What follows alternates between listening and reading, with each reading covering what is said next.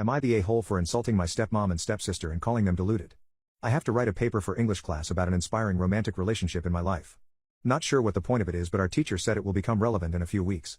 My stepmom and stepsister both assumed I would write about my dad and stepmom's relationship.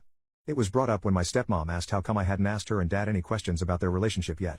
I was confused why she was asking that and wasn't putting two and two together right then, and she said I should at least ask some questions before doing my paper. This is when it clicked with me and I told her my paper wasn't on them. My stepsister was in the room at the time and asked me why. I asked why I'd write a paper about their marriage instead of my parents' marriage. My stepmom said because her and my dad's marriage was the forever one, and seeing as my mom is dead and my dad isn't good at talking about stuff, it makes more sense to write about them. She said she and my dad would be more inspiring for me anyway. I asked her if she ever thought I tried not to think about their relationship too hard, since she and my dad had a very long history and that as soon as my mom died he ran back to her and married her. Did she ever think that wasn't something I loved but something I struggled with as the son he had with his first wife?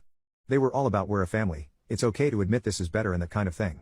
I told them I was writing about my grandparents and to leave it alone.